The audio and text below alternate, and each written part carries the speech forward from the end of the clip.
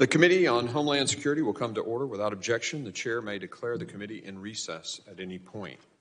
The purpose of this hearing is to receive testimony on President Biden and Secretary Mayorkas' open border policies and how these failed policies have had profound and devastating impact throughout the country. Today is a solemn occasion as this committee begins official impeachment proceedings in the matter of Department of Homeland Security Secretary Alejandro Mayorkas and his handling of America's borders since taking office in February 2021. I wish we weren't sitting here today. I wish these proceedings were not necessary. I wish our southwest border was secure. I wish that our government was enforcing the laws passed by the Congress and doing its job to keep the American people safe.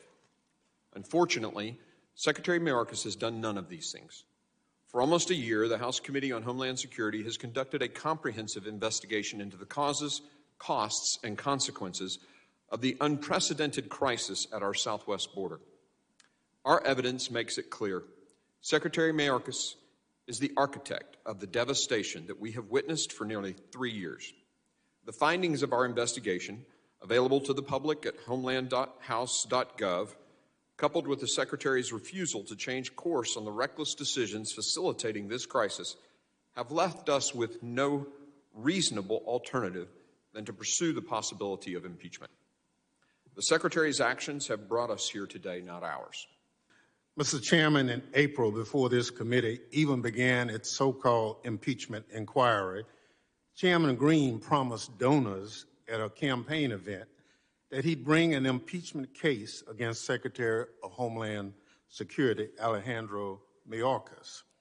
According to a recording of his comments obtained by the media, the chairman went on to tell those deep pocket contributors to, quote, get the popcorn and, quote, it's going to be fun. The chairman may have thought that only those in the campaign event would hear his remarks, but the truth has a way of coming out. His promise to a room full of donors tell the American people all they need to know about why Republicans are hell-bent on impeaching Secretary Mayorkas. The promise of impeachment was made at a campaign event, and shortly afterwards, Republicans began their so-called investigation into Secretary Mayorkas. It is now campaign season, and Republicans recently rolled out their impeachment proceedings against Secretary like a pre-planned, predetermined political stunt it is. This is not a legitimate impeachment. But for all their border security bluster, Republicans oppose funding necessary to secure the border. They tried to cut money from Customs and Border Protection personnel and have refused to take up the president's supplemental funding requests. The Trump administration overcame fierce opposition at every turn and was able to gain control of our southern border as no previous administration could. But all of that progress has been destroyed. Secretary Mayorkas is the architect of that destruction. Impeachment of a cabinet secretary over policy agreements is not only contrary to long-established constitutional understanding, but useless as a practical matter. If the official actions of the officer are in accord with the directives of his elected superior, the president, removing the secretary changes nothing.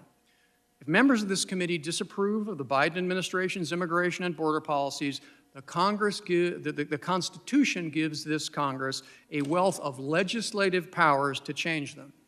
Impeachment is not one of those powers. There hasn't been a cabinet secretary impeached in the late 1800s.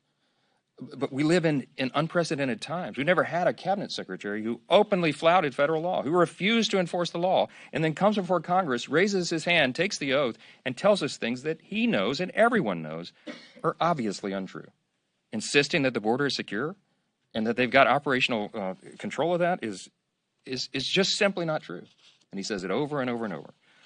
Our immigration system is outdated and broken and has been in need of reform for literally decades. On this, everyone agrees. It is the very reason why President Biden submitted to Congress on his very first day in office proposed legislation. Now, 3 years later, I am privileged to be working with both Republicans and Democratic senators who are working tirelessly on much-needed reform and long overdue fixes to our broken system. We need Congress to provide the supplemental funding that President Biden requested months ago.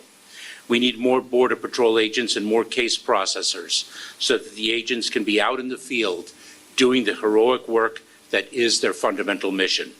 We need more officers so that migration surges do not force mitigation measures of last resort like bridge closures. We need more asylum officers and immigration judges so that we can resolve asylum claims quickly, granting relief when it is warranted, removing migrants when it is not, and reducing the 3 million case immigration court backlog that has been growing for years and years.